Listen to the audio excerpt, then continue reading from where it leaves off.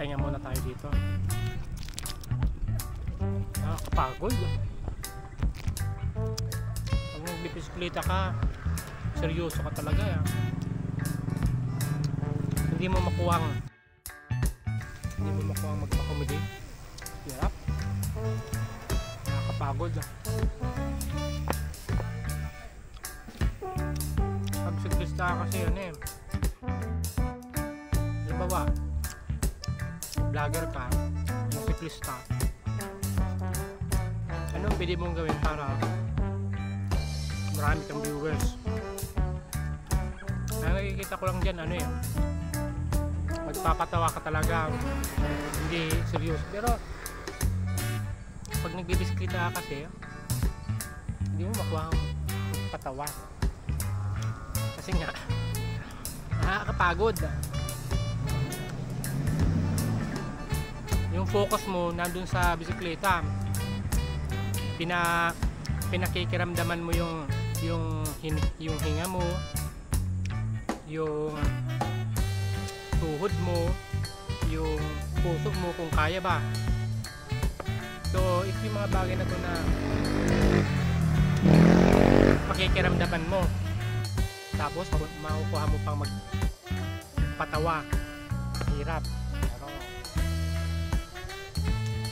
Pero kung tutusin, wala pa naman gumagawa ng ano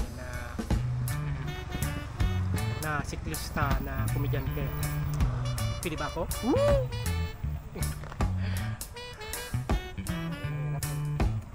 Kasi sa siklista, kailangan mukha mo pa lang komedyante na para siguradong nakakatawa. Kasi pag nagbibisikleta ka, itutok mo na yung camera sa mukha mo, makakapatawa ng mga viewers. Kasi nga, mahirap pagpatawa kasi nakakapagod. Tayo paraan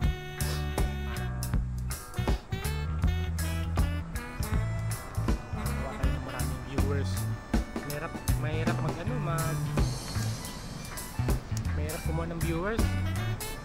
Kasi katutusin, mga pagbibisikleta, karamihan alam na nila yung mga dinadaanan mo eh. Unless na bagong ruta, bagong lugar, yan, pwede pang meron kang viewers. Pero after nyan, wala na. Yung tipong susubaybayan ka talaga ng mga viewers. Kaya hanap tayo ng paraan para magkaroon ng maraming viewers. Siyempre, dagdag na extra income natin. Yun lang naman ang sadya ng isang